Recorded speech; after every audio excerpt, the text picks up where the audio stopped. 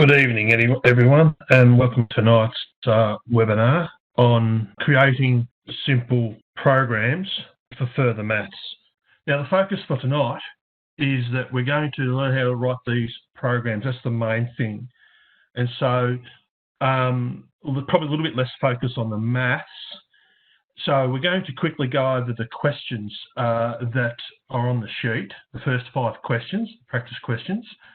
And once we've done that, you're going to see how efficient calculation-based questions can be answered. And from there, we'll then learn how to write the programs. So here's the question sheet. Question 1. We've got a cone as shown in the diagram. And we're actually asked to calculate the height of that cone. We're given the radius, 15 centimetres, and we're given the slant edge of 30 centimetres. And so what I've done is simplified the diagram here. Here it is on a geometry page, actually, on the calculator. And so what I want to do is use a simple little program to answer that question. And so what I'm going to do is I access my catalog by pressing the catalog button, as you can see on the screen. And then I choose a file. I'll call it FM webinar, but I'll show you how to rename it perhaps a bit more sensibly a little bit later on. This first question is actually using Pythagoras' theorem, so I'm going to choose Pythag. There it is. I'm going to press enter. And it starts to ask a series of questions from me. And so if we have a look at the diagram, the first thing it says, what do you want to type in for the value of A? So I'm going to say that the value of A is what I'm trying to calculate. So I'm going to enter a question mark for that. I don't know it, and that's what I actually want to assign, if you like, the height of the triangle. I press enter. I'm now going to type in 15. If I press enter again, I get 30 for the hypotenuse. When I press enter, it gives me the answer, which is 25.98, which is, if you have a look at the answers, that's what you'll see. Now, if you also look at the answers, you'll notice there's a bit more detail in terms of how to actually, if you like, run the program. So keep that in the back of your mind. Okay, if we now go to the next question. So the next question, question 2. We've got a ladder leaning up against the wall. So you would have seen a problem, something similar like this before. And we're actually asked to calculate how far up the wall it reaches. And so again, what I've done is on my calculator file here, if I go to the second question, I've got a simplified version of that diagram. So this, as you can see, I've got a question mark here because I want to calculate how far it reaches up the wall. I know that the ladder is 3.5 metres long. That creates the hypotenuse of the right angle triangle. And the question also gives me that angle of 60 degrees. And so what I'm now going to do is go next door. This is a calculator page, and that's how I actually access these little programs. And so what I will do is, again, I choose my book button or the catalog button, and then choose FM Web. This time, if you actually have a look at the question, it's a question that's actually involving the sine ratio of a right angle triangle. So I access that, press enter, and again, it asks me a series of questions. And so I type in question mark for the opposite side, because that's what I'm trying to calculate. I type in 3.8 for the hypotenuse, and I type in 60 degrees for the angle, right? And I press enter, and I get the answer as displayed in the answers, 3.29 metres. Probably one thing I do need to point out, I probably should have done this at the start, just remember for this module, the mode needs to be degree mode on your calculator, and it would also be wise that your document setting also be on approximate for calculation mode. So just remember that, okay? So we'll move right along to the third question.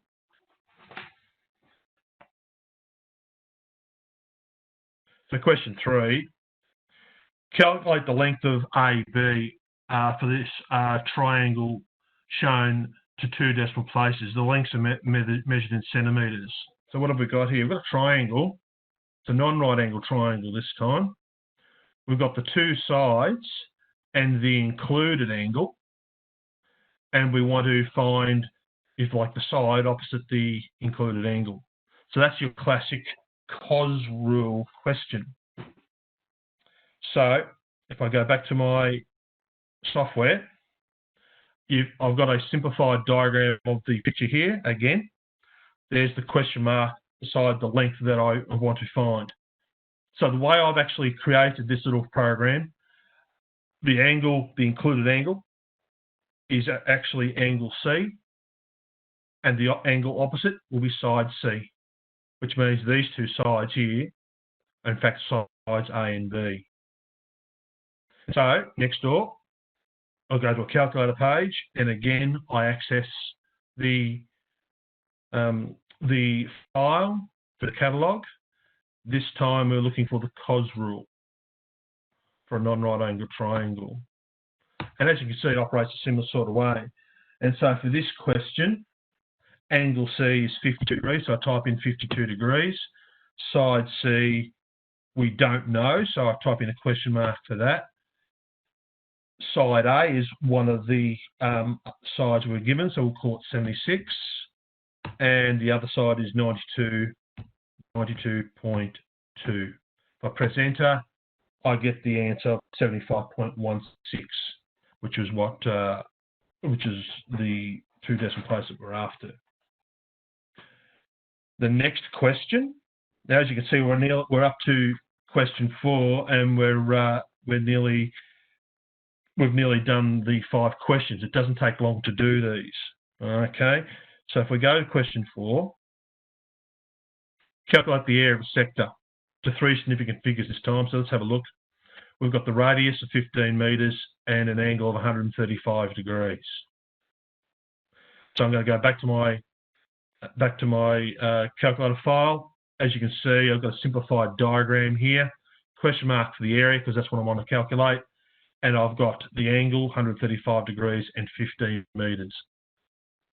So over to a calculator page, and I hit the catalogue button again and choose FM Web again. And this time it's the area of a sector that I'm after.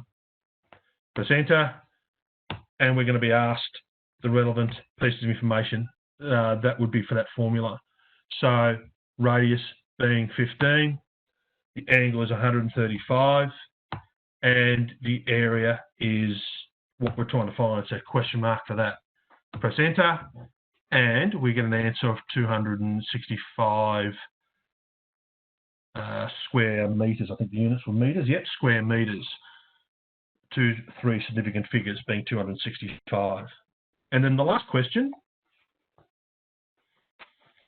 So the last question, if I go back to the document, Wellington is located 41 degrees south, 175 degrees east, as shown here in the diagram.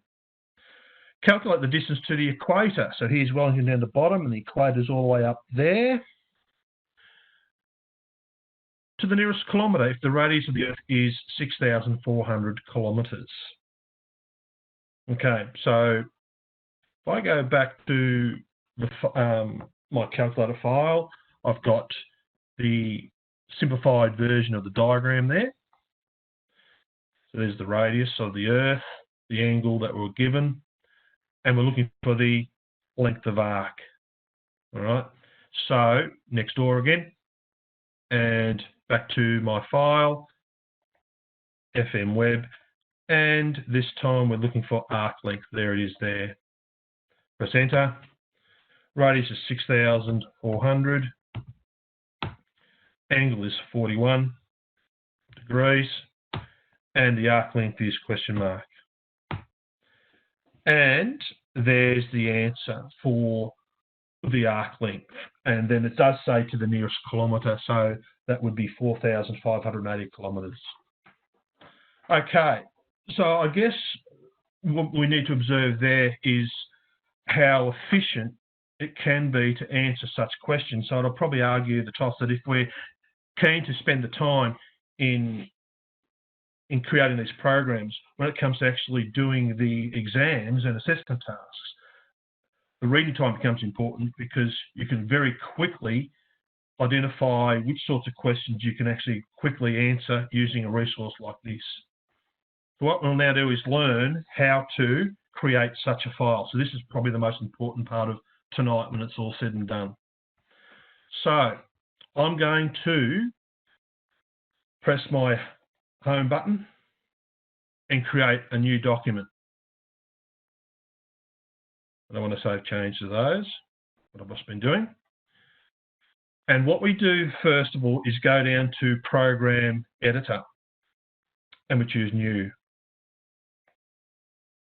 Now, if you look at it from the point of view of the catalogue that we're accessing to on the calculator, essentially we're accessing books in the catalogue, if you like, and we're actually going to create the first chapter of the book, and I'm going to call it Pythag, or Pythagoras' theorem for short.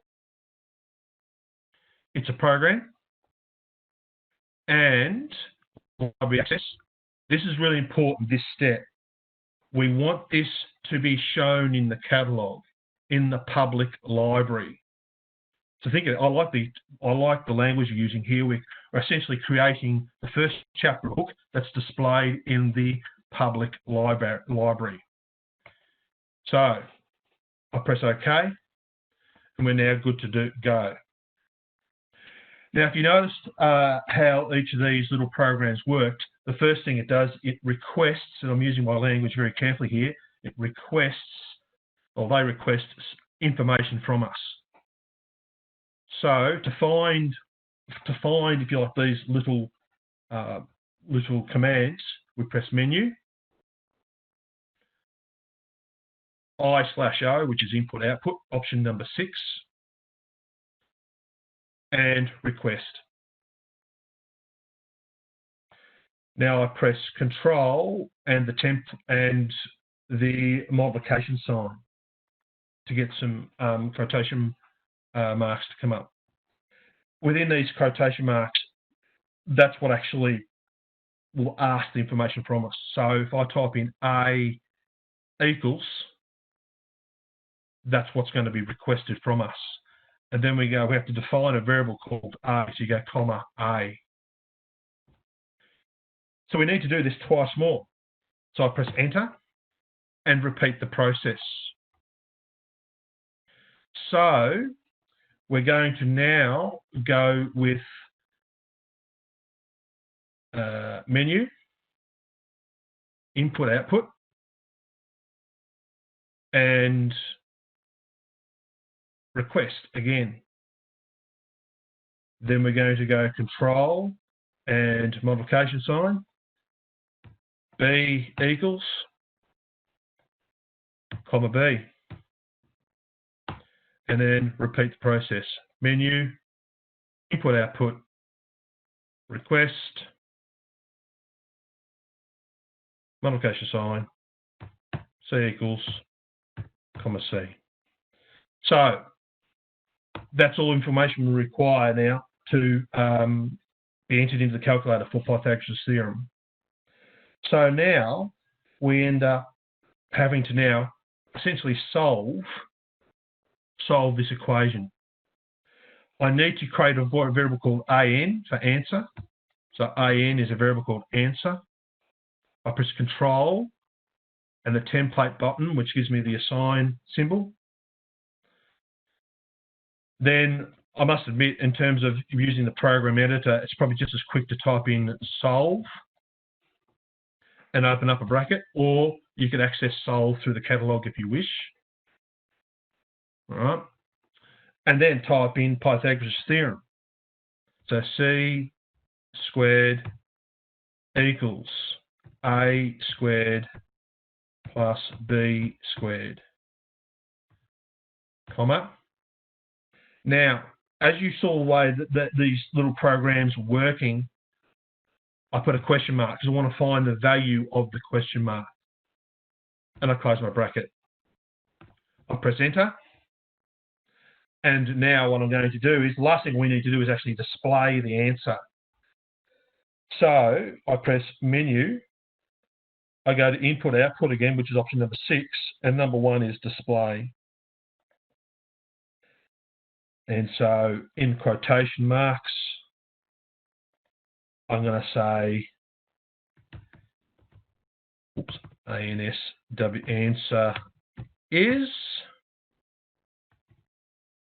perhaps put that, and there you go, comma, and we type in AN because we want to display that value. That's our first little program. And like I was saying, this little program essentially is the first chapter of the book that we eventually want displayed in the public library on our calculator. So now we actually have to save our work. And this is a fairly strict process that we actually have to follow. The first thing we're going to do is press Control B to store it. Now you can see it says Pythagoras stored successfully. Instead, what I could have done was I could have accessed the same thing by pressing Menu, Check and Store, and here we are here. Check syntax and store, Control B, which is the shortcut. So that's the first thing I've done. Now what I'd like to do is I would like to see if this actually works. So I press Control R to run it, or if I go back to the menu and number 2 for check and store, I can actually choose number 3 to run as well. Okay, so we'll run it. Let's see if this works. Now, when you're doing this sort of thing, it's a good idea to use a worked example out of a textbook that you know the answer to. So I think I'm going to choose the 3, 4, 5 right Pythagorean triad to help us out to make sure our answers are correct. So short side being 3, another short side being 4, the hypotenuse, don't know the value of the hypotenuse, so put question mark, and it works, as you can see. It is quite possible, if we know how to use conditional statements, to actually not have the negative answer be displayed if you want to explore that. But that's at least got our first basic program up and running. Now what we're going to do now is actually save our work. All right? So to save our work, now, like I said, this is the first chapter of the book. So now what we're going to do is go Control Save. And now we're going to have to actually save it in the right spot. And there's a bit of a hint here. At the moment, the calculator is saying, save in my documents. I do not want to do that. I want to actually save it into this folder here called Mylib. So I click on it twice. Must click on it twice. So it says this up here, save in Mylib. That's important. Now, I'm going to call it something sensible, this file name. The file name is actually essentially the book that gets displayed in the library. All right? That's what the file name essentially is. So I reckon a sensible name would be perhaps geometry and trigonometry. So G and, oops, I'm going to go G and T, short for geometry and trigonometry. I could actually just separate that by some underscores. Just make sure you name it something a little bit sensible. Something like that, G and T, short for geometry and trigonometry. There is a limit to how many characters you can use. It's something up to 13 or 14 characters, and you can't start off with a number either. But I tend to keep them reasonably short, but sensible. And we hit save. So that's the book essentially created. There's one more step we actually have to go through yet, but I'll do that towards the end. What I want to do is actually do more of these little programs that create the chapters in our book. So let's do the next one. All right, it's the sine ratio. So we'll press Control I to insert another application, this time being the program editor again, and we're going to do a new one. The next chapter in our book, if you like, the next program is going to be, let's call it the Sine Ratio. So SIN_ratio for right angle triangle. Again, it's going to be a little program. And again, this is an important step, remember. We must change this to the third option, show and catalogue the public library. Press OK, and we're good to go. So what I'm going to do is go through this again. Menu, input, output, request. And so we're going to go with some quotation marks. And so we can type in opposite equals a sensible variable for opposite might be O. We're now going to go menu, input, output, and request again. And then we're going to go the quotation marks again. This time we'll type in hypotenuse.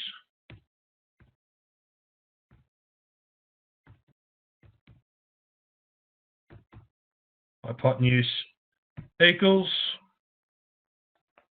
comma H, and then another request statement. Menu, input, output, request, and again, we're going to type in, this time we want the angle.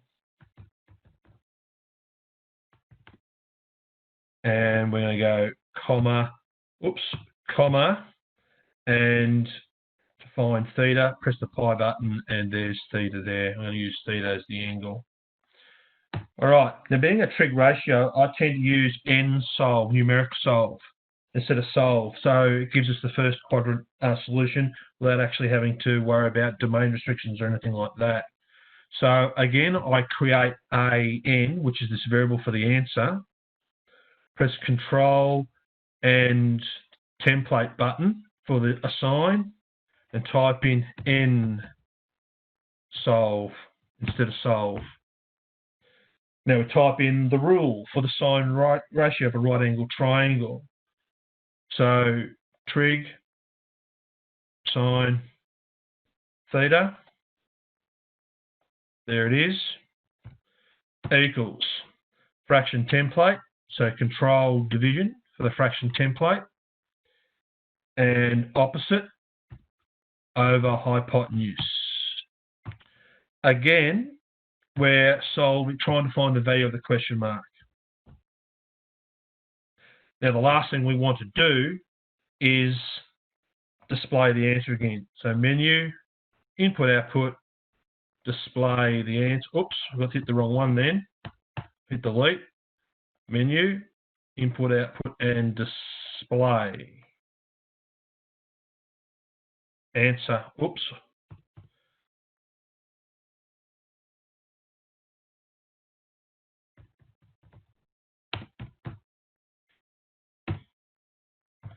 Then comma AN. All right. So Control B to store it.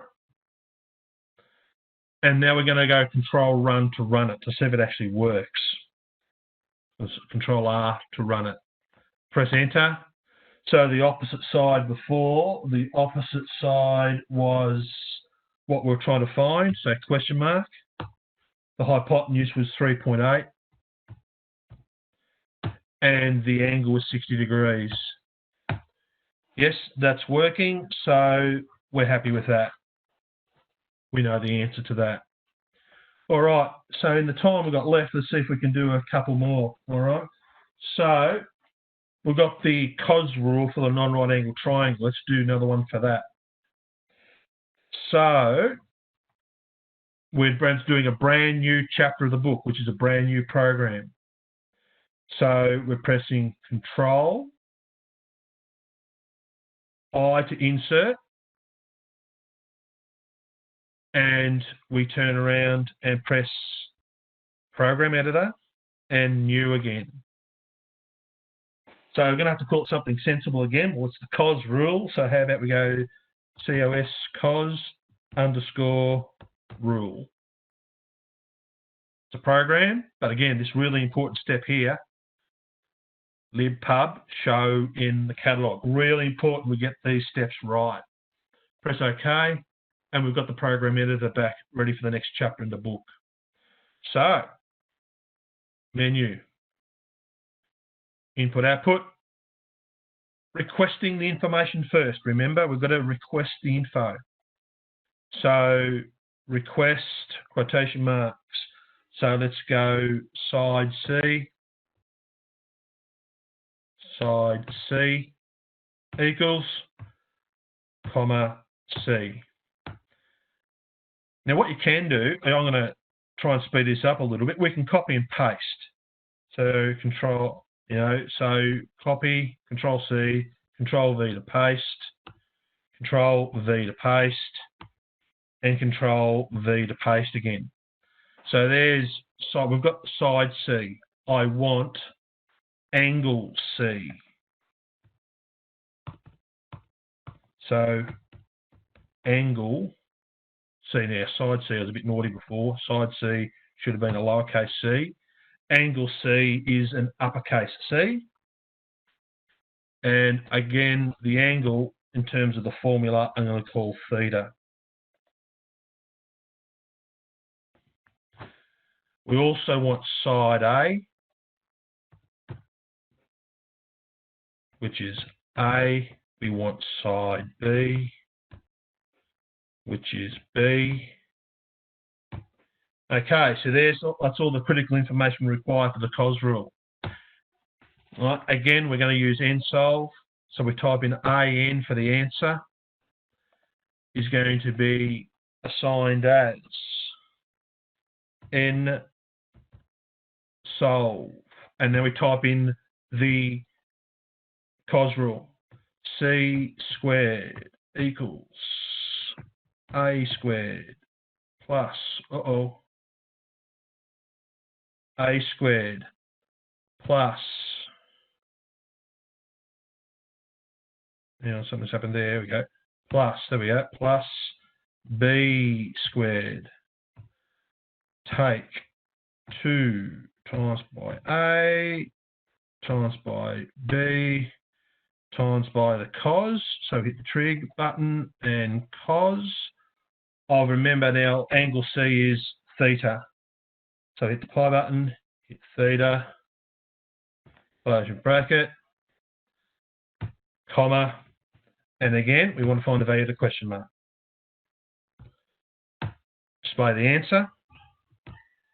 Oops, so display. So menu, input, output, and display. We want to display the answer. So answer, comma, AN. Okay, so this saving process, Control B, it's successfully stored. Now Control R to run it. Press Enter. I'll use the information that we had before. And so for the COS rule, if I remember rightly, the side C is what we're trying to find. So yeah, question mark. The angle is in fact 52 degrees. 52 degrees. Side A is 76. Side B is 92.2. Press Enter, and we get the answer we got before. Now it's 5:30, but we did get a little bit of a late start, so I'll just go for a few more minutes. We've got 2 more programs if you like to write. It won't take us very long. Then we'll do the last part of the saving. It's really, really important. All right? So let's do the second last little chapter of the book, if you like. So Control I to insert, program editor again, and new. So this one, this one I am going to, this one is, if I can't remember the question, this was the area of the sector question, all right? So the area of the sector problem. So let's call it area underscore sector. And then again, display in the public library. Press OK, and off we go with the request statements. Menu, input, output, and request. And control modification. So we're going to request the radius, comma, R equals, comma, R. Right. Now I'm going to do copy and paste again. So Control C, Control V, and press Enter, and Control V once more. So this time, the next piece of information, oops, I've just deleted the wrong one. The next piece of information is the angle. Again, we'll call that theta.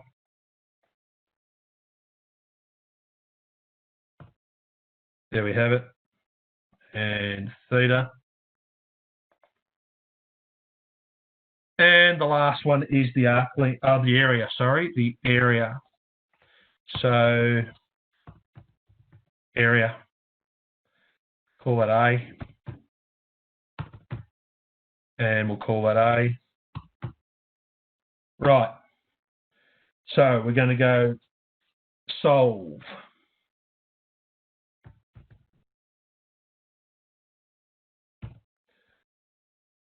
Oh, whoops. We need to display it in a variable called answer. So answer, control, assign. Type in solve. Now we type in the formula for the area of the sector. So A equals fraction template pi times by R squared times by theta, hit the pi button, and theta divided by 360, comma, question mark. All right, we'll display that. Righto, so we then turn around and go display. Whoops, should actually use this menu, input, output, and display. Display. So the answer equals, comma, AN. All right, there it is. Control B, stored. Control R to run it. Press enter. Now, if I remember rightly, the radius was 15 meters. The angle was 135 degrees. We're trying to calculate the value of the area, and we get 265. All right, we've got one more to do, so hopefully you'll find this worth the time. I'm sure you will, because it's very useful, this. So we've got to work out the arc length. Use the arc length formula. This is the last chapter of the book, if you like. All right, so it's the last program we're going to write.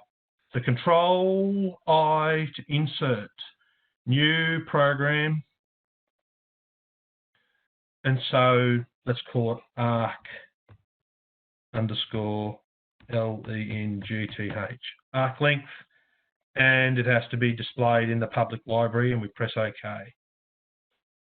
Right. So what I'm going to do actually to try and speed this up a little bit is I'm going to go over here and I'm going to copy all these request statements. Control C. And I'm going to come back over to here where we've got arc length and press Control V. There they all are. All right. And so now it's a matter of adjusting these. So it basically suits the arc length formula.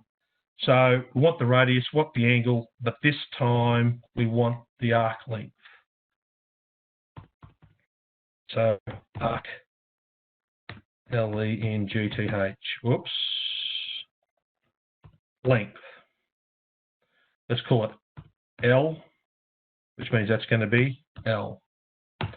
Right, so the answer is going to be assigned the value of. All right, so we're going to go solve.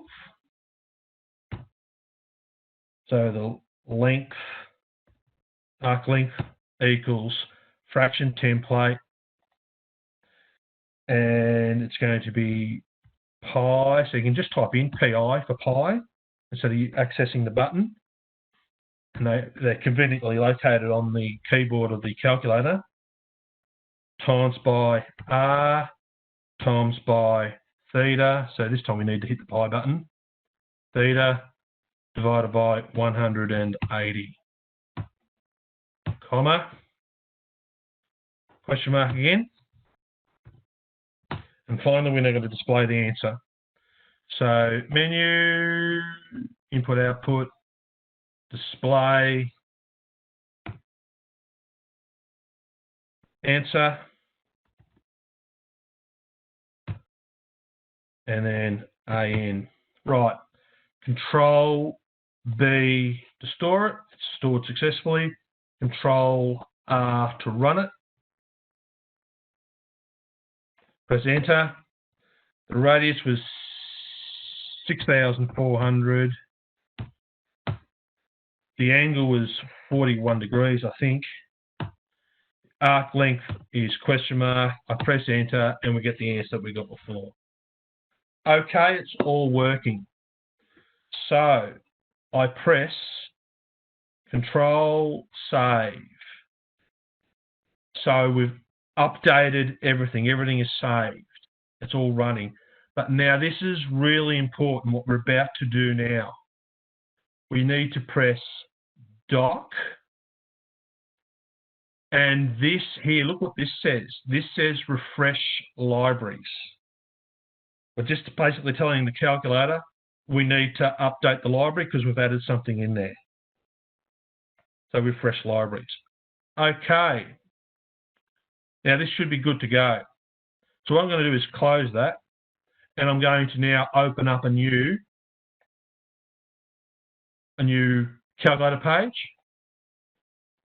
These programs, and for that matter, user-defined functions, if you're interested in learning how to do user-defined functions, essentially operate on the calculator page. If I hit my catalog button, there's my new program, G&T, Geometry and Trig, and here are the 5 chapters of the book, which are my 5 separate little programs. And so I'm just going to choose Pythagoras' theorem. There it is. Press enter. So 3, 4, question mark, job done. Okay. So I think that probably brings us to the end of the evening. Sorry, we've gone a little bit over time, but we had a bit of a delayed start because of some few technical issues. I hope you get something out of this. If you want to explore more on how to create little programs and user-defined functions, we have actually done some other YouTube videos earlier in the year that also go through the process, so they might be worthwhile exploring for yourselves, okay? But if you take the time in creating a resource like this, it does make the calculation type questions very efficient to answer. And like I was saying earlier, then it would be a really good thing to use the reading time in your assessment tasks, and particularly at the exams at the end of the year. You should be able to identify the questions that you can turn around and use these resources to very quickly get answers for. All right. So good luck, and feel free to join us in a fortnight's time when we do a similar sort of thing, but a different approach using the notes application instead. Bye-bye and see you for now.